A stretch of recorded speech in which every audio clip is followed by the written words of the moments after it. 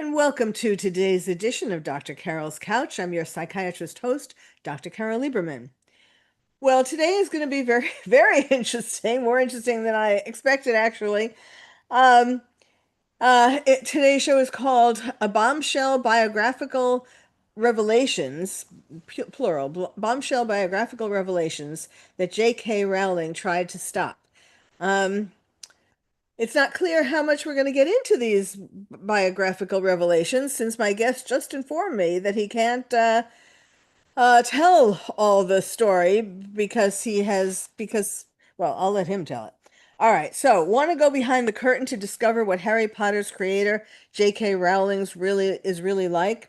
Today's guest, Solomon Schmidt, author of the new book, A Pen to Change the World, The Life of J.K. Rowling, has written the only complete biography of the world's most famous author. It's the book J.K. Rowling tried to stop because he uncovered bombshell revelations. It's a Cinderella story of rags to riches that Ms. Rowling did on her own, in other words, without the prince. It's an inspiration to all those who would like to escape their circumstances, to reach their dreams, as she did, to become the best-selling writer of the legendary book series about Harry Potter.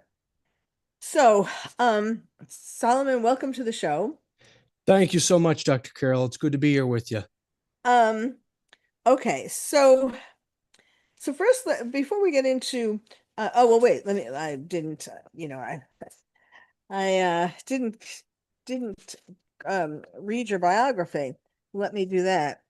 Um, Solomon Schmidt, the author of A Pen to Change the World, The Life of J.K. Rowling, is the 22-year-old author of 10 books. These include 8 books in a series called History Bites, as well as biographies on Alan Dershowitz and J.K. Rowling. Solomon wrote his first book at the age of 12 and was described by national media as, quote, the youngest child historian in America. He's traveled to all 7 continents to film videos for his History Bites um, show, and he has gotten, oh, here we go, for his History Bites YouTube channel. He's spoken at conferences throughout the United States, and he runs historical tours in England and Scotland. He is also working to help expand education in rural parts of Nepal.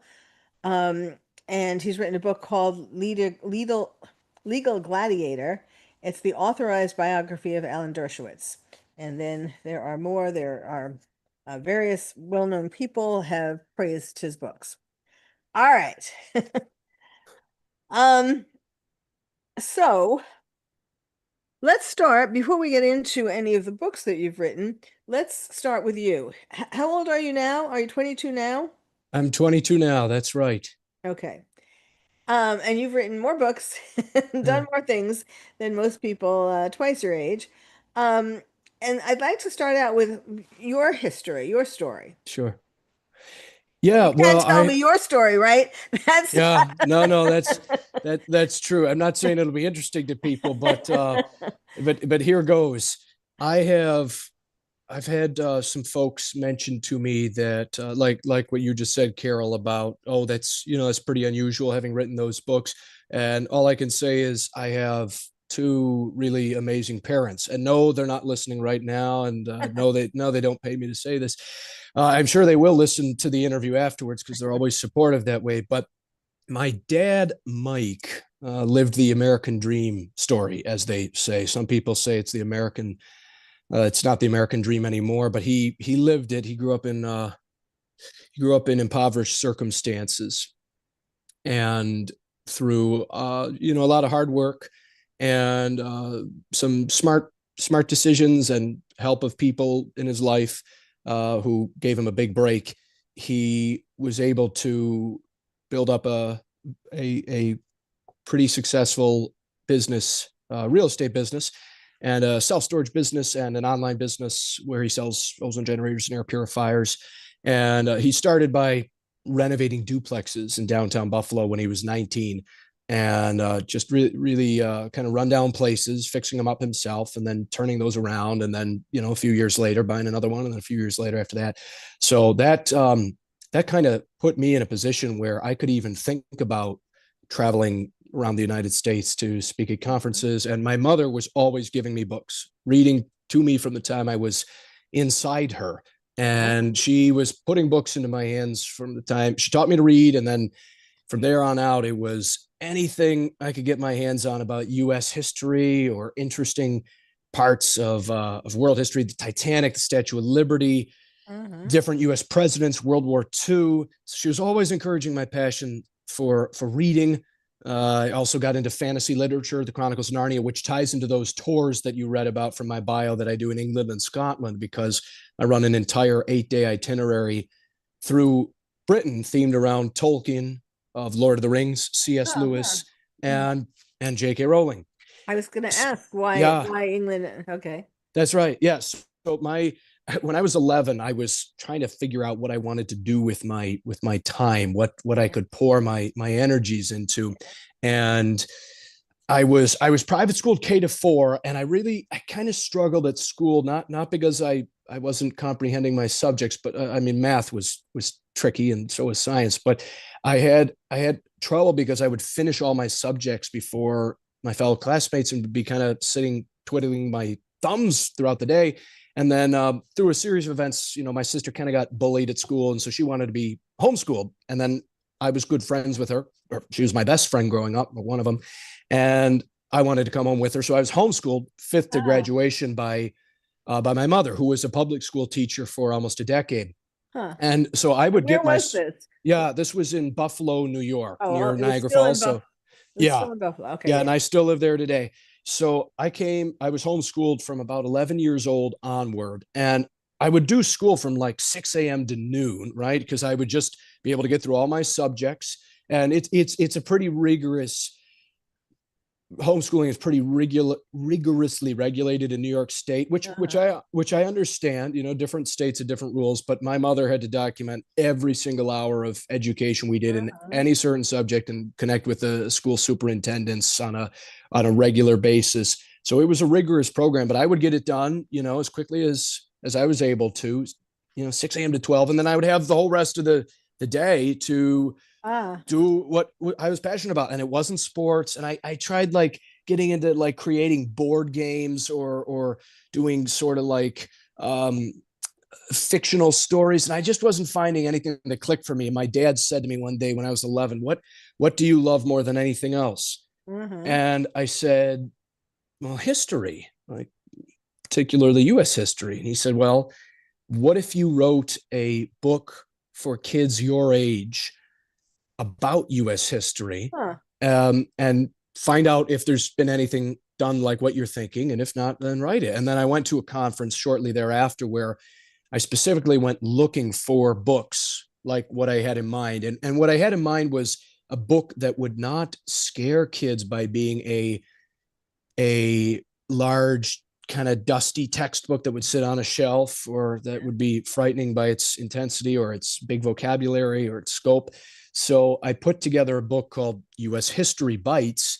And the idea was to have bite sized chapters where each person Yeah. or event was broken down in just a few pages, where each chapter would have pictures, fun facts, review questions, vocabulary, explanations, ways to make the sections really engaging for kids. And my mother, who was a second grade reading teacher and a Uh-huh. teacher for special needs kids as well, helped create a design that would be very appealing, very colorful. There's a caricature of my face next to the fun facts, a Yeah, I bobblehead saw of me. that. Yeah, yeah. So that all those aspects went into the book, even like the font. It's called eraser dust, which is meant to like imitate what a chalkboard font would look like. mm. And that it turns out, as a side note, I found out later that it's one of the only fonts dyslexic kids can read. So I've had a number of mothers of Huh. dyslexic kids say to me, thank you so much for your mom choosing that font because it's the only font they can read. But anyway, I Uh-huh. put together this book that overviews US history, and I started selling it at conferences, That book. homeschool Oh, conferences. okay, yeah. Yeah, so there are, for those who don't know, there are conferences around the United States where homeschool families will come and go around to hundreds of different booths where there's exhibitions of curriculum and history and math and science. And these are very, very robust um, textbooks and the companies that put out these curriculum are really, really just excellent, sharp, well educated, prominent people. My sister works for a company called Apologia, which puts out a massive amount of very rigorously attested curriculum. So homeschool families will come and look through these different curriculum options. And so I Wow. had a table with a booth at one of these At conferences where 11 I, years old, or was it yeah, 12 by then? yeah. Yes, and yeah, it was 12 by then. Once I got it published and went to that conference, and I stood out there on the conference floor with a copy of the book, stopping people as they walked by and telling Ah, them about the book and asking if they wanted to order a copy, and then from there on out, over the next 6 to 7 years, right up to uh, through COVID, which was kind of a hiccup year or two. And then a couple years after that, I went to probably 50 conferences throughout the United States. And every year I would write another book in the History Bites series. And they're up on Amazon I too. see. I've sold a number of copies online. And I got a big break when I was 13 because I got invited on a Fox News morning show to talk about my first book, which was a massive amount of publicity and very helpful. Well, how And did they know about you? well, this can be an encouragement to self-published authors. I Yeah. self-published my History by Yeah. series, and self-publishing gets a bit of flack, and I got to be careful what I say because I have a traditional publisher now who I love, Skyhorse. But with self-publishing, you're on your own, and so I just started mailing out copies of the book to Hoda Kotb at the Today Show Ah, there we go. and lots of different news people. And when I was in New York at one point for a trade show with my dad for one of his businesses, we stopped by the Avenue of the Americas, the Fox News building. They had like an office inside past the vestibule, and I left a package with my book for Brian Kilmeade, who's on Fox and Friends in the morning. And a short time later, I heard from his producer, Brian received your book. He would love to have you on. And it was 3 days before President Trump got inaugurated in 2017. So I went literally right from the studio set to Trump Tower, where Ainsley Earhart, who had interviewed me on the morning show, was interviewing the president elect. And she took up a copy of one of my History Bites books to the famous penthouse, and it came back down a little while later, signed to Sal, best wishes, Donald Trump, which was which was really something for a Right, right. 13-year-old kid at the time. I mean, Yes, that, and yes. especially to be in a place like Trump Tower at a point where there were hundreds of journalists swarming that place. It was unbelievable, and it was crazy for me because I had just been on Fox and Friends earlier that morning. People in New York were recognizing me. They were Uh-huh. saying, God, I just saw you on TV. So that was really something. But yeah, anyway, I put out 8 books in the History Bites series, which cover hundreds of people and events from US and world history before I sort of turned my attention to biographies. I also am So let partway me ask through you a a question. bachelor's So wait, degree. I was just going to ask you Yeah, if yeah. you, so you haven't gone to college yet. Yeah, so I started a bachelor's degree in American history through the State University of New York, a great school called Empire State College. And I was doing my studies for that degree part-time as I wrote a couple of my History Bites books. Uh-huh. And then I started a research project into the life of Alan Dershowitz, and I was able to secure his involvement on that book.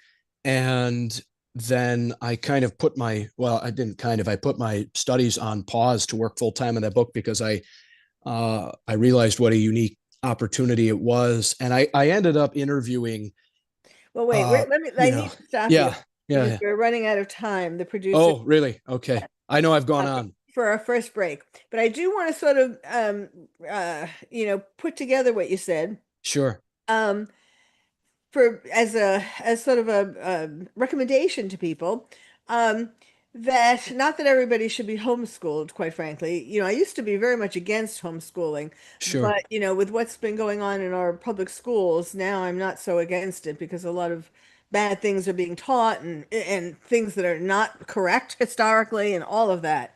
Sure. Um, so, but anyhow, I want to point out the things that contributed to your current state, which is having a parent, both parents actually, a father who lived the American dream, a mother who was a teacher, including for disabled kids. Both of those were really very influential and um, really helped to mold, helped to stimulate you, not just to be Yeah. good people, but like Yeah. really they were role models. Yep.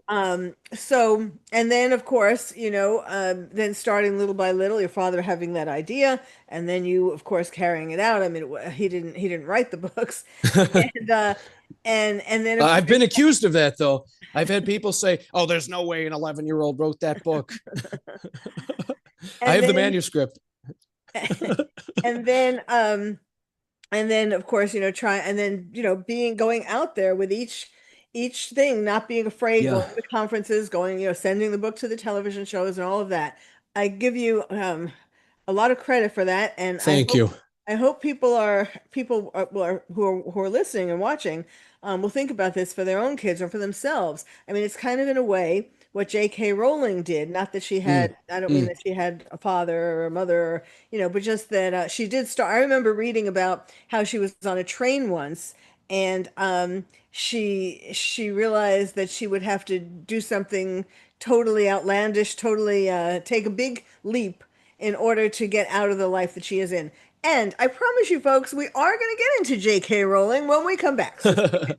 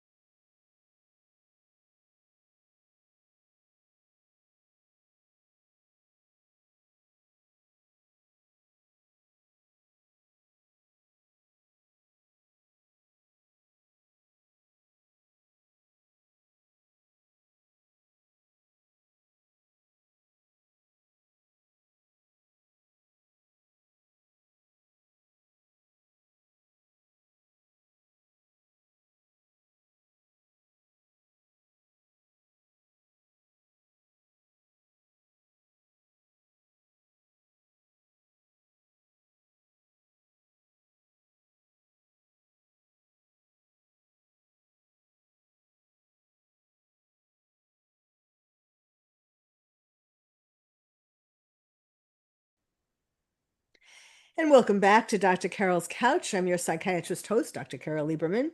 My guest is Solomon Schmidt. He is the author of a book called A Pen to Change the World, The Life of J.K. Rowling. He's also the author of other books, as we've been talking about, starting his History Bites series when he was 11 years old. And now I have to tell you that we will not get, in fact, to all of these bombshells that he has written about in his book and that J.K. Rowling tried to stop him from writing about. So he's going to be coming back, but we will get to as many bombshells as we can today.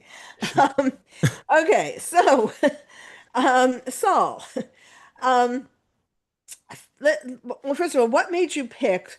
So J.K. Rowling was the first real biography that you did. The History Bites was a different way of, you were looking at American history primarily. Yeah. Well, actually, I did a biography on Alan Dershowitz, the attorney, That was which first before J.K. Rowling? that yes, that came out in 2024, and I had his involvement with that book, and it I interviewed about 100 people and worked a number of years on that book. So that was a pretty full length. That was a very full length biography, and it was an interesting project. I interviewed O.J. Simpson and Woody Allen and Mike Tyson and lots of different interesting figures from the last 40, 50 years of Well, American then I'll history. ask you that about him. What Yeah, made you sure. pick him? Well, I initially wanted to interview him on my History Bites YouTube channel because I had heard that he was a constitutional scholar. And because my channel was history for kids, I thought, wow, it'd be great to get a expert on the Constitution to talk about constitutional history. And then Right. I started looking into his legal career, and he was just fascinating. The amount of cases he'd been involved in, from Klaus von Bülow to OJ to even, the Epstein case, as difficult as it is, to President Trump's first impeachment trial. Just a lot of different cases from all sides of the political aisle, cultural aisle. Dershowitz has been on the national scene since the 1960s, since the Vietnam protests. He was Ted Kennedy's lawyer at Chappaquiddick in 1969. And he's just such a fascinating guy. And people have very mixed views on him. People think very, very harsh things about him, and they think very, very wonderful things about him. So I was intrigued by this man, and then to find out that no one had written a biography about him, I thought, well, Huh. this would be a change up. I've done 8 of the History Bites books. I'm not bored with them, but this sounds like an exciting project. So I started researching his life and reaching out to people who were colleagues of his, or his former teacher from Yale, who I found out was still alive, a guy named Guido Calabresi, who's 93, and Dershowitz's last living professor. I sent them emails, said that I was doing writing a biography on Alan Dershowitz, asking if they would, do an interview. And then I was able to connect with a friend of Dershowitz's named Harvey Silverglate, who's a prominent First Amendment attorney. And Harvey was able to put me in touch with Dersh because I was trying to get an interview request to him. And he came on my YouTube channel. And at the end, I laid out my thoughts and plans about the biography. And he said, "This sounds great. Let's meet up. I'm here in Brooklyn, and you can have access to my archives in Brooklyn College, where there were thousands of documents that have never been seen before." And that it was just a blast. I mean, quite frankly, Dr. Carole, it was just years of just, it was an adventure. I mean, it was so interesting. It was a real life education, because you were talking to people who had made history and were still making history, for good or bad. That's for readers to judge. Right. I know. And he's just a fascinating guy. He's one of these guys where even if you hate his guts, he's just an interesting, individual. Brilliant. And yeah, very, yeah. And I mean, helping Kennedy with Chappaquiddick I was know. not an easy feat. That's right. That's and right. Same thing with Trump. Right. So quite a spread. Yes. In fact, I mean, I've been feeling very, I don't know, I feel bad for him, I guess, that in recent years, the people keep trying to link him to Epstein, and Sure. linking him not in the way that he helped, not as far as his legal work, but as far as, trying to say that he was on the island and all that kind of stuff. Right. So I really admire him, and I'm glad that you wrote that. Yeah, and I cover at length his relationship with and his legal work for Jeffrey Epstein in the book. So that is not brushed over or glossed over. I cover the accusations that were made against him by Epstein victim, the late Virginia Giuffre. I interviewed key participants in that whole situation. So it's not dodged at all. There's a picture of Alan and Epstein together in the book. So if people want to learn the full details of that, it's in the book, and it's terrible and it's sordid. But if people are interested in that, it's that the book, the details in that book, and for a little shameless self-promotion, it's called Legal Gladiator. Yes, I did mention it before, but no. Yes, no, thank you. Virginia, by the way. Yes. Oh, she has done so much harm to so many people. I'm not saying that she wasn't a victim of Epstein. Sure. It certainly seems as though she was, Sure. but she really has gone way too far in promoting herself to the detriment of people like Prince Andrew um Dershowitz, yeah. And just it got to be too much. Giuffre, from what I understood or learned about her, I don't mean this in any patronizing way, but it seems like she had a very rough beginning in life. Yes. And I know that I believe that she found herself running away from home at about the age of 14 or 15. So that seems to speak to some kind of troubled home life, which is sad, obviously.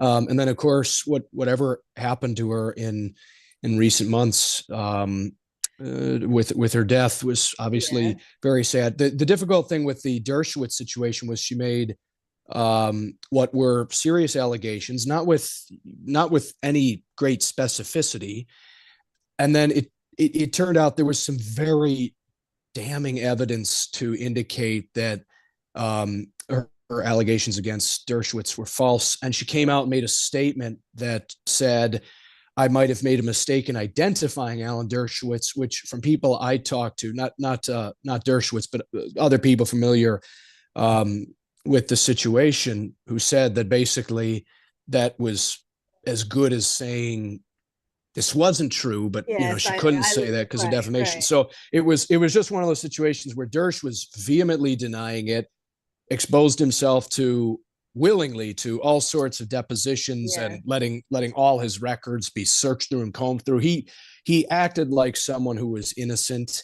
Mhm. and the facts seem to point to that. And in fact, I would say not seem to. The facts do point to that. Yes, yes. I mean, she just got carried away and thought that, because so many people just um I mean, of course you have to feel sorry for anybody who has been Mm, sexually abused, absolutely. mm, But at some point it got to be too much. So I'm glad mm.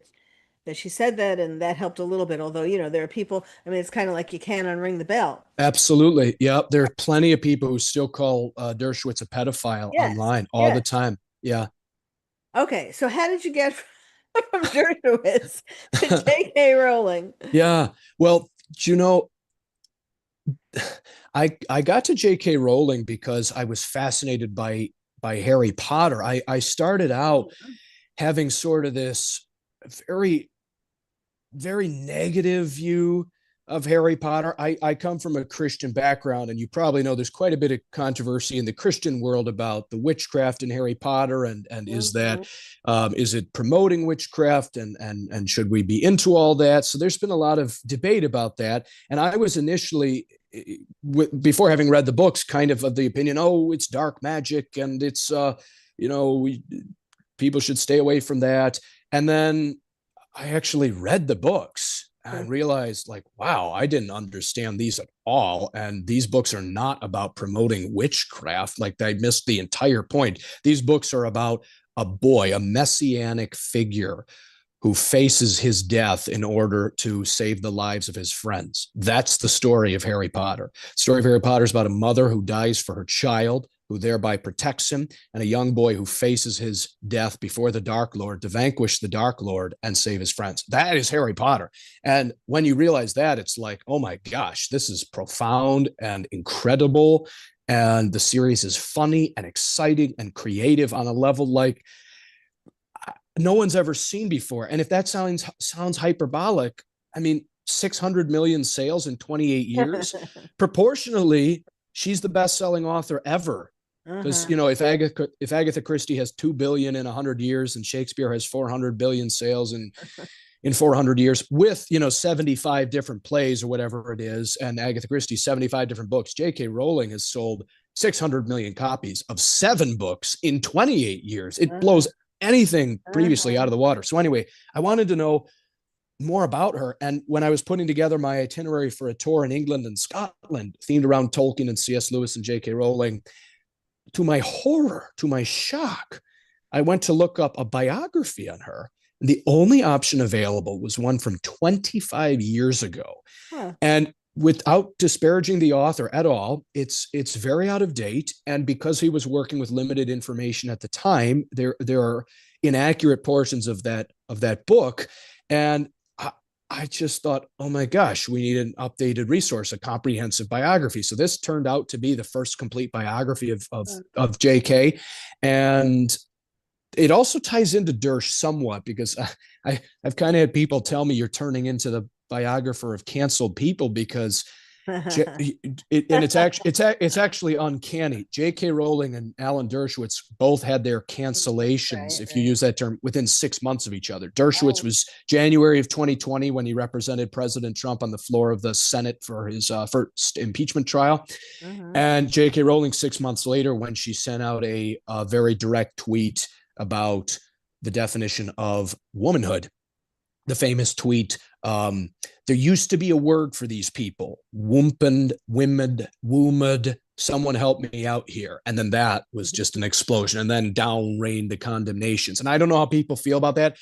I I did my best to be neutral in my presentation of the facts, which is what historians are supposed to do. It doesn't matter what your personal opinions are about any person or event you're writing about. It's not supposed to change the way you ingest, interpret, and study and report facts or what you believe to be facts.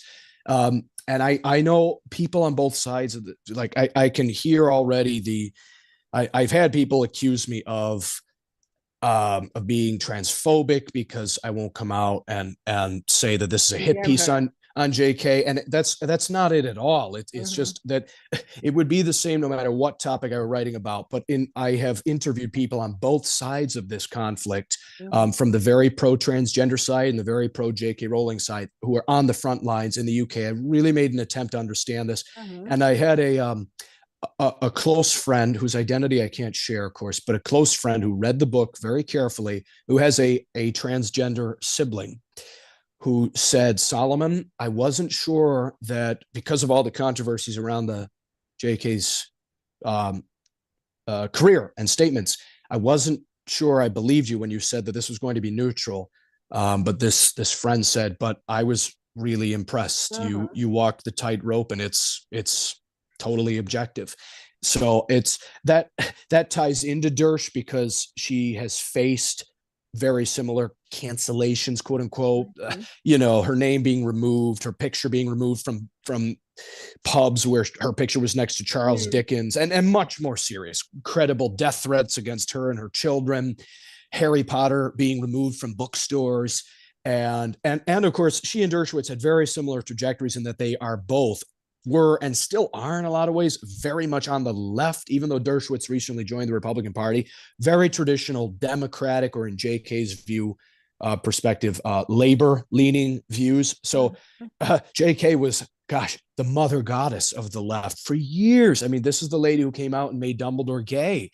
And although fans still had quibbles about how much he was portrayed as gay or how little, and how they wanted more portrayal, that was still a defining cultural moment in some people's Mhm. eyes for the Mhm. LGBTQ plus movement. So you're talking about a lady who, while she absolutely had her controversies with the left, was still on the left side of the aisle, on Mhm. a pedestal in a lot of people's eyes, especially the establishment left. The establishment left did not turn on her until 2020. So you're talking about someone who knew this was going to happen, knew that her reputation and her influence and her standing was going to be totally tanked among the people she had worked with, known, cared about very deeply, who among the people who had deeply admired her for almost 3 decades. And Dershowitz, of course, had the exact same thing, and they both went ahead with making their statements and positions anyway. So, of course, the question is why. One easy answer is, well, they're brave. That seems to be a reasonable answer. Another answer is more, um, sounds a little more snarky, but they both kind of have a rebellious streak. I wrote a lot in the Dershowitz biography about Dershowitz's troubled beginning. He was a real punk as a kid, and he admits to that. That's a word he used for himself. And Mhm. and JK too had her very sort of little, like we all do, right? The rebellious phase, and but it lasted a long time for her, and so she kind of naturally had, both Dersh and Rowling had a natural bent against censorship, against the government overreach, against just generally having some sort of big brother figure telling them what to do. And of course, J.K. sees a lot of aspects of this transgender movement as a big brother like force. That's not my words. People can Mhm. see that Mhm. very much for herself on the public record. Now, so okay, so how did you have you spoke? Did you interview her? No, I reached out to her at the outset of this project Mhm. and wrote her a long, thoughtful, frankly heartfelt note about what Harry Potter had meant to me, Oh yeah. and what my plans were for the book. And I was told through her team that it was nothing personal, but that she just didn't want to authorize any biography. And I was also told that other people in the past had reached out to her and received a Yeah. similar answer. And what I came back with was, I completely understand that, but I hope you also understand, to her team, that there's billions of people around the world who want to understand her life and her influence, including people like me who went looking for resources and there are none available. Mm-hmm. Like I don't know this.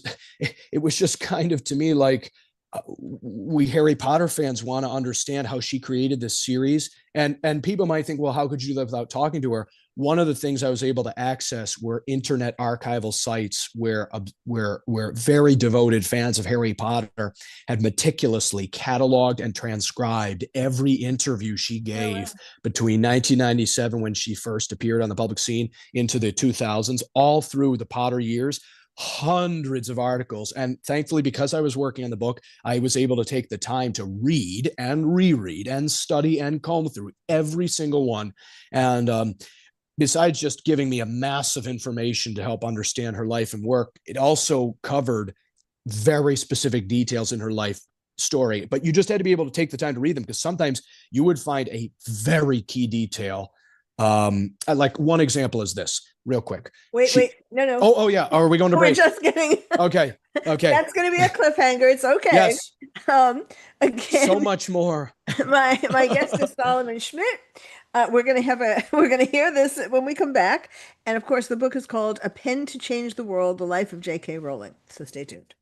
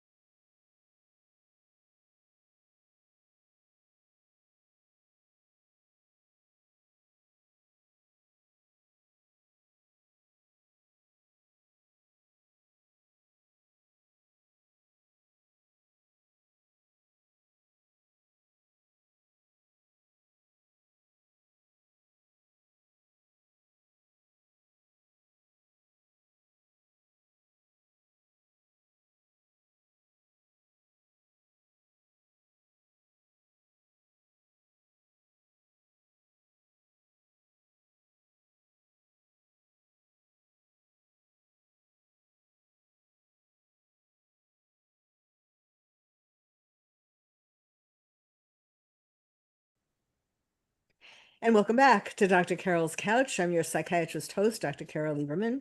My guest today is Solomon Schmidt, and he wrote a book called A Pen to Change the World: The Life of J.K. Rowling. Now, I had called today's show Bombshell Biographical Revelations that J.K. Rowling tried to stop. I'm going to have to call this part one because we're going to be hearing the the more salacious bombshells when Solomon comes back. But in the meantime, he can tell us what he can tell us today. So go ahead. Yep. Yeah, and I appreciate that, that Dr. Carol, and hope this is interesting to your viewers. So where we left off was basically, I was saying that I was able to comb through internet Right. archival sites with her interviews on many different topics, and sometimes you would find something buried in paragraph 5 of this article from 2003 in the Toronto Star. And like one example is, J.K. Rowling is very much on the public record talking about her tortured relationship with her father. And in years gone by, he himself commented on that as well. And that was a very significant portion of this biography. And it's critical. Her relationship with her father is critical to understanding, excuse me, partly her motivation to write Harry Potter in the first place, and also her decision to speak out in the controversy over sex and gender. And one of the things that she said, buried in this one interview that I found combing through the my resources, Yeah. was, um, she talked about the character Arthur Weasley from the Harry Potter series, who is the kind of the beloved father figure. For those who may not be familiar, there's a family that J.K. Rowling, that's a Freudian slip, and I'll tell you why. There's a family that Harry Potter escapes to in the second book, Chamber of Secrets. where this turquoise and white Ford Anglia, this flying car, picks Harry up from the home where he lives with his abusive relatives and takes him to this home away from the suburban desolation where he's living with these abusive relatives to the countryside in England, where he goes to this family called the Weasleys, who are close friends of his from school, and they're just this lovable, affable, homely, good family with 7 kids, if I'm remembering that right, Molly and Arthur. And it's this paradise in the countryside, and this family loves each other, and they play pranks on each other, and it's a home and a family like Harry Potter hasn't known. Well, the tangent here. I mentioned the Ford and the turquoise and white Ford Anglia. Uh-huh. Some people know, but perhaps a lot of folks aren't aware. That's a direct, like a shockingly direct allusion to J.K. Rowling's own personal life. I mentioned that she was growing up with a very tortured relationship with her father. She wanted to escape from home desperately. She was always trying to get out the door. And she made a friend when she was a teenager with a young man named Sean Harris, who was a good looking young guy who loved music, Elvis music, and had his own car. Was the first guy in her class to get his driver's license, and he and J.K. bonded. We don't know. I don't know if they had a romantic relationship. There's some belief in the J.K. Rowling scholarship world that they did. We don't have that confirmed. But what we do know is that of an evening, this guy, Sean, would come by J.K. Rowling's house where she desperately wanted to escape, pick her up in a turquoise and white Ford Anglia, And what a and coincidence. and Yeah. drive her off into the English countryside. So anyway, there's another very direct link with the Weasley family, which is Mr. Weasley, the patriarch, Arthur Weasley, who's this gentle, hardworking, loyal, brave guy, just this ideal father figure.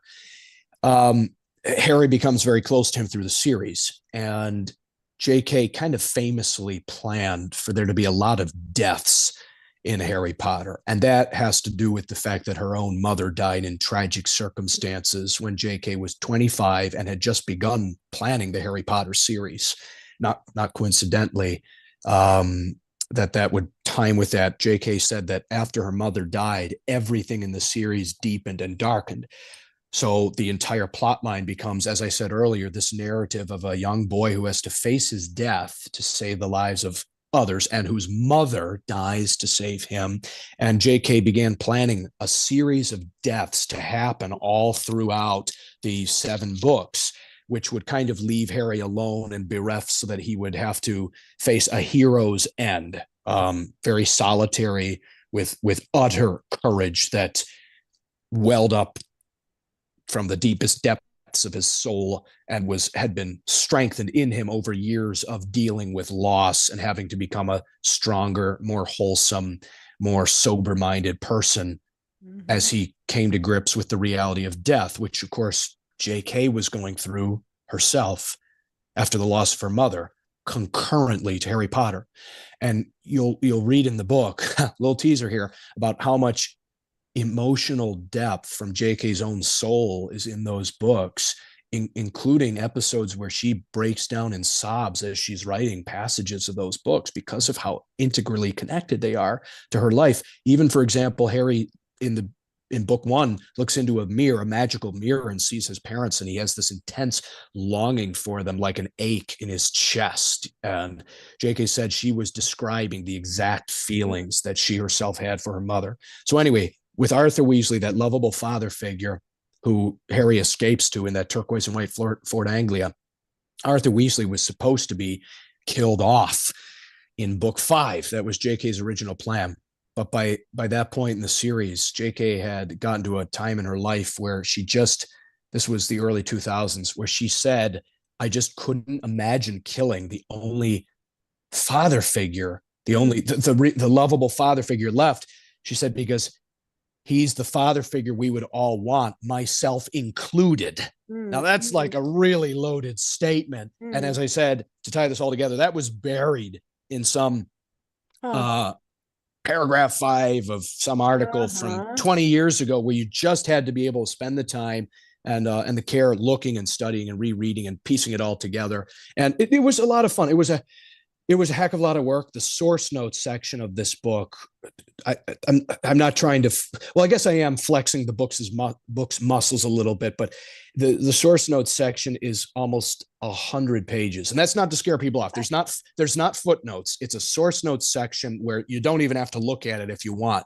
And there's also a bibliography with 75 books, 5,000 articles. There were so many articles I had to research that we had to put a QR code in the bibliography because it would have been 2,000 pages. Oh, So wow. the QR code is going to take people to a link if they really need to examine every single article or video link. But the source notes will be in the book. So if I give a quote or some interesting tidbit and people want to know where the heck did he get that from, you can flip to the very back and it'll take you right to that reference. Well, that is why this book has, or one of the main reason why this book has done books, the series has done so well, is Yeah. because it is so personal. Yes. It's J.K. said early on at the process of writing it that she set out just to write a book that would appeal to her and to her emotions. She didn't set out going, okay, if I were a young person dealing with these difficult emotional issues, how would I respond to this section in the book? No, she just wrote the story that to Mhm. her matched her sense of humor or her sense of what was scary, like giant spiders and things like that. Um, her sense of what was scary, her sense of adventure. One of the key aspects of Harry Potter that ties into her life is this idea of a boarding school, of a school where you could live full time with your friends, with your peers.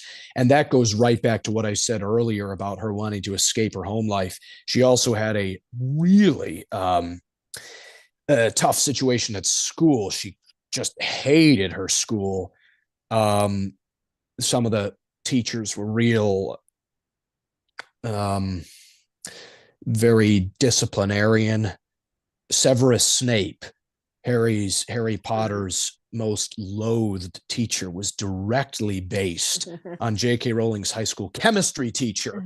And he actually turned out in later life to be quite a bit of a lovely guy. And I was able to talk to his son, who let me use a picture of him in the biography. He looks exactly like Severus Snape.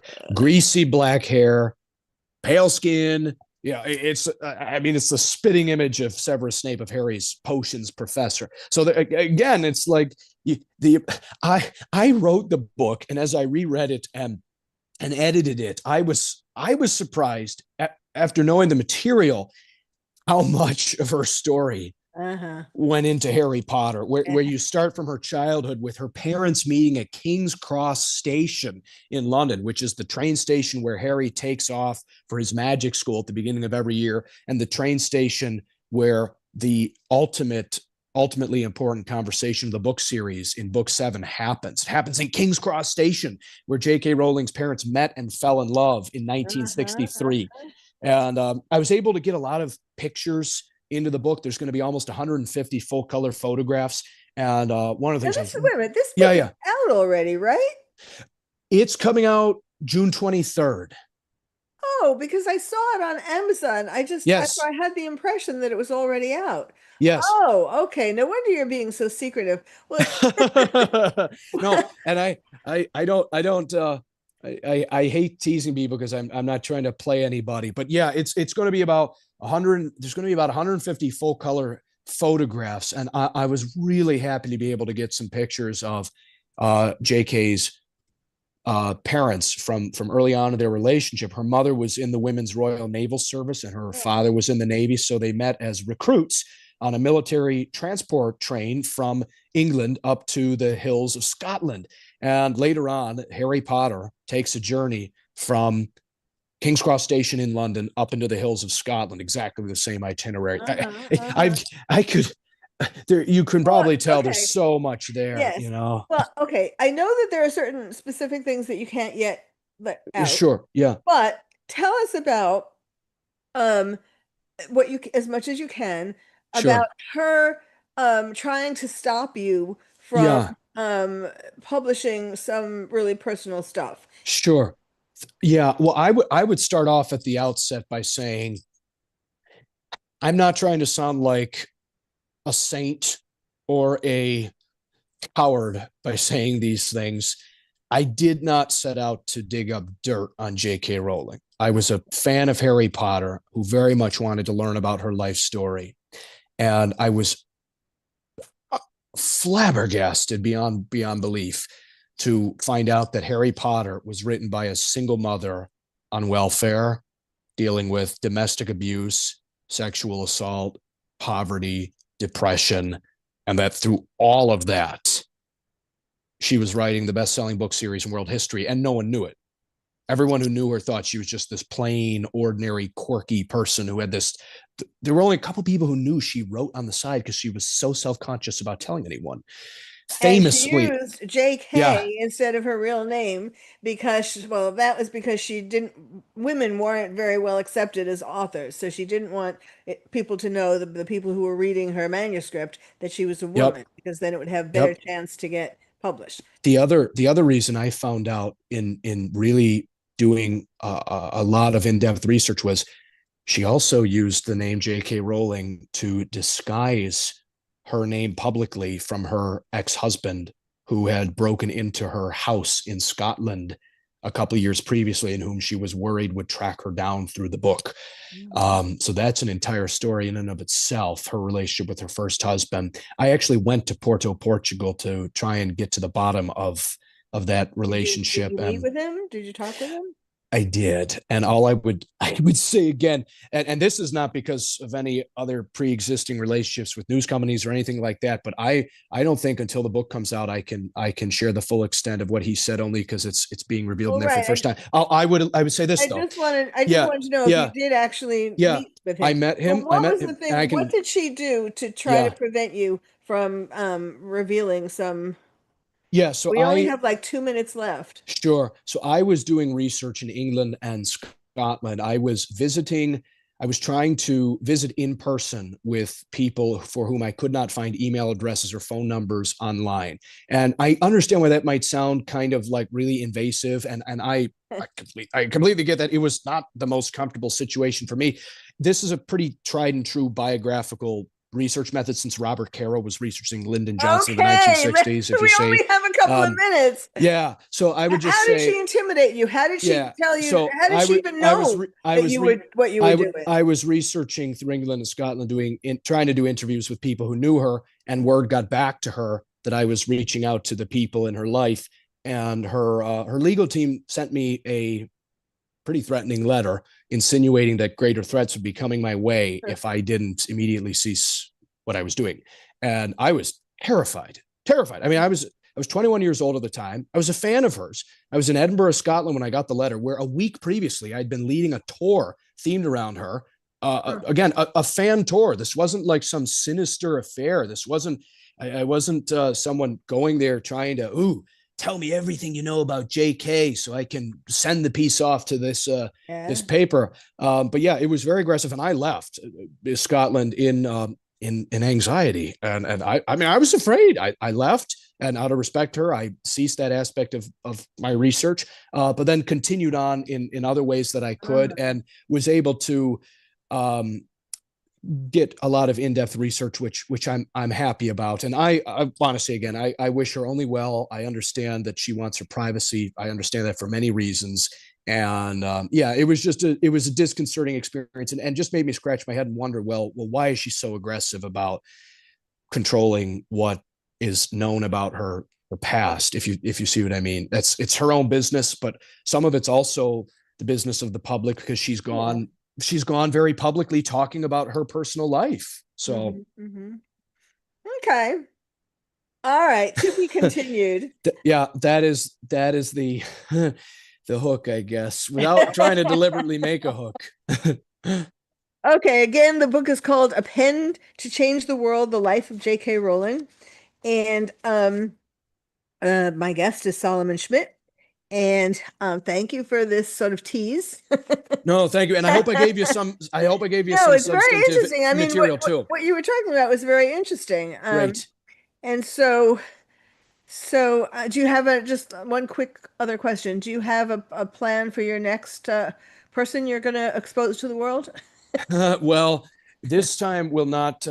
I don't have, and I didn't. Again, I just want to say I didn't deliberately intend to expose to the world. I really was just I trying to was write an being objective sarcastic. biography. No, I I'm know, just but kidding. I understand. But my next biography that I'm working on is about another controversial figure who a lot of people probably haven't heard of, named Donald Trump. So President Trump. That is my next research project, and my goal with that book will be to write the first objective biography of him, not written from any partisan perspective. And I have friends of mine who have said to me, "Well, what the heck does that mean, and how can you do that?" It just goes back to what I said earlier. A historian's job is to handle their material Right. honestly and from a neutral perspective, whether no matter what one's positions are. And I'm not registered with any political party. I don't even vote.